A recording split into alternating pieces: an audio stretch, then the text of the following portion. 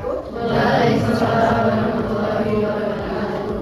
Oke, kami dari kelompok 1 di sini akan membawa kalian untuk menjelajah konsep dasar dari pendidikan keberhasilan yang merupakan ciri khusus dari Universitas Universitas Muhammadiyah.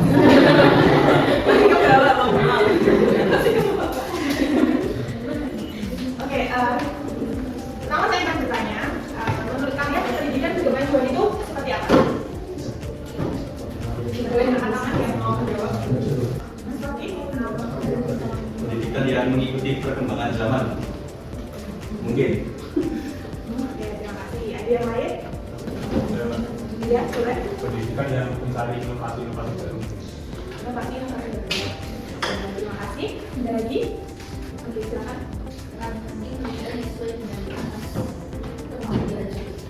Oke, asas kemuhammadiyah. Nah, kenapa bisa Anda bergerak ke kemuhammadiyah ya? Kemuhammadiyah. Karena saya pernah membaca di salah satu utama kemudian di mana itu Islam yang bermaksud.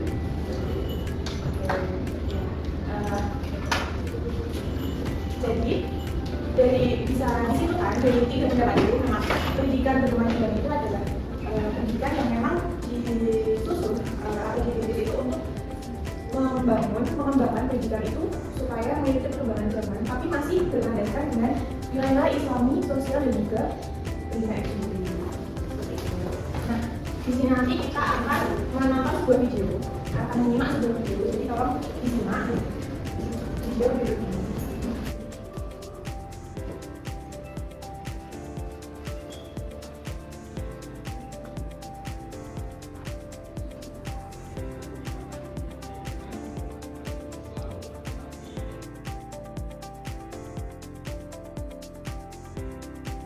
Setelah menyimak video ini, sebenarnya siapa sih Kiai Ahmad Ghazali?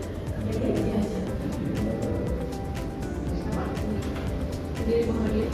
Oke, salah satu dari kemudian salah satu memang beliau yang mencetuskan pendidikan keberagaman di Indonesia ini. Karena beliau pengen di zaman ini masyarakat itu atau pribumi itu tidak hanya bergantung pada pendidikan yang diciptakan oleh pemerintah kolonial Belanda. Jadi mereka juga harus mengedepankan Islam yang ada di Indonesia itu sendiri. Jadi ketika pendidikan berkelanjutan ini diteruskan oleh beliau, yaitu berharap bahwa masyarakat itu nanti akan bisa lebih maju atau bisa lebih unggul dari pemerintah kolonial Belanda. Untuk lebih pemahaman di dalamnya, kita akan bekerja kelompok. Nah, caranya kita akan berhitung dulu. Nanti kita akan membagi menjadi 5 kelompok berdasarkan subtopik yang ada di konsep dasar di sini. Mulai kita akan berhitung sampai 5 ya, karena di dalam konsep dasar itu ada 5 subtopik ya. Mulai dari Mbak Ika, 2, 4, 5.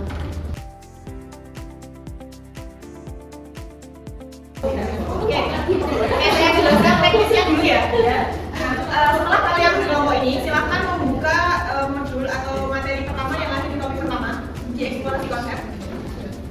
Sudah. Di situ ada 5 topik, ya 5 subtopik ya kan. Mulai dari pemahaman konseptual ya. Nah, itu berarti nanti kelompok 1 mendapatkan pemahaman konseptual, kelompok 2 mendapatkan teologi al-ma'un. Kemudian kelompok 3 subtopik selanjutnya, kelompok 4 subtopik selanjutnya, dan kelompok 5 subtopik terakhir. Oke. Nah, silakan berdiskusi selama 10 menit. Kemudian masing-masing anggota kelompok harus memiliki catatan kecil tentang apa yang kalian pelajari dari situ. Setelah 10 menit berakhir, nanti kalian memegang nomor. Nah, kalian akan berkumpul sesuai dengan nomor kalian. Sesuai nomornya, iya, sesuai nomornya. Dan oke, dan di dalam kelompok yang sesuai nomor itu kalian saling bertukar pikiran. Oke. Nah, setelah itu selama 15 menit ya. Oke, selama 10 menit kalian bertukar pikiran. Kemudian kembali ke kelompok awal untuk nanti kalian tanya jawab. Nah, selama sebentar perhatiannya, sebelum kalian bertukar sesuai dengan nomornya, kalian masing-masing kelompok menyiapkan 1 pertanyaan dari teori yang kalian pelajari. Jadi misalkan kelompok pemahaman konseptual, mempelajari pemahaman konseptual tentang pendidikan berkemajuan. Nah, kelompok ini akan menyiapkan satu pertanyaan aja untuk nanti diberikan kepada kelompok lain untuk di akhir nanti ya sesi tanya jawab. Oke. Ada yang ingin ditanyakan? Ada yang ingin ditanyakan? Cukup jelas? Oke, jika cukup jelas boleh dimulai berdiskusinya.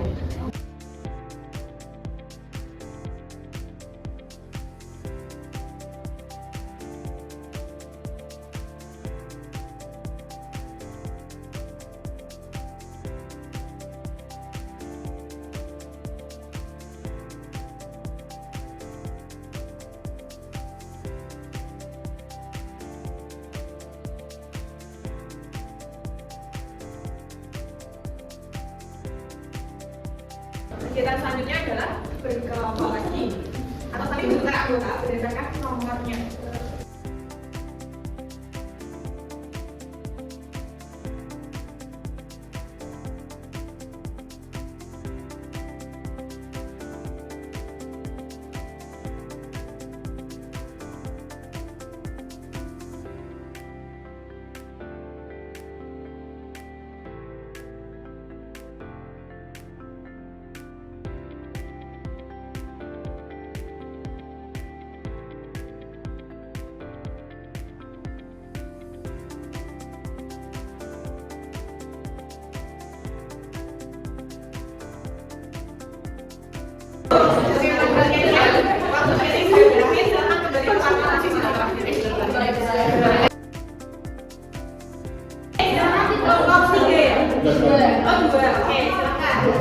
Di Al-Ma'un sebagai praktik baik pendidikan dan kemajuan. Nah, pertanyaannya, bagaimana keterkaitan antara Quran surat Al-Ma'un itu sendiri dengan pendidikan dan kemajuan? Tadi Mbak Sri Rezeki menyampaikan dari surat Al-Ma'un itu mengajarkan kita untuk mengamalkan ilmu yang kita miliki di lingkungan sekitar. Di surat Al-Ma'un itu kan menyinggung tentang ada tetangga yang kurang mampu, ada yang membutuhkan bantuan, ada yang lain-lain itu. Jadi keilmuan yang kita miliki harus kita amalkan dalam wujud pendidikan berkemajuan yang sudah kita miliki. Jadi keilmuan tersebut tidak hanya berhenti pada diri kita, tapi memberikan manfaat untuk lingkungan sekitar. Itu Pak Budi ya.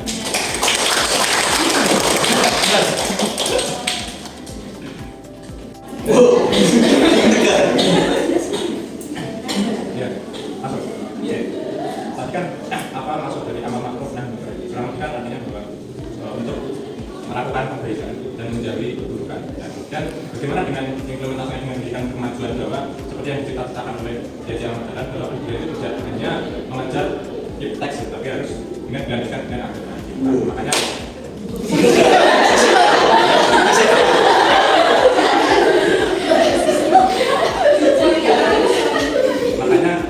menggunakan ayat ini.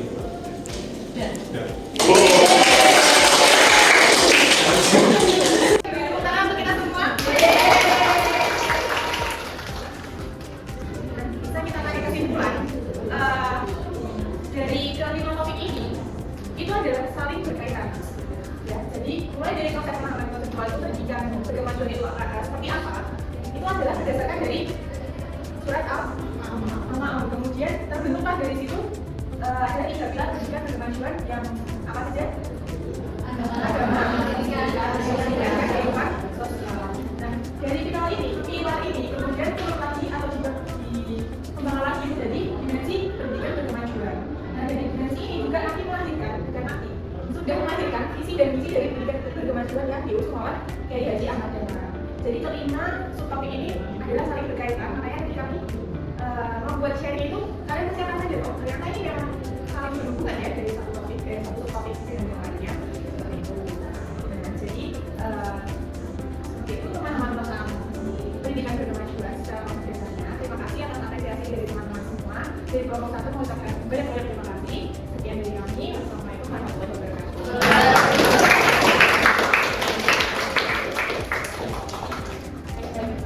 wabarakatuh.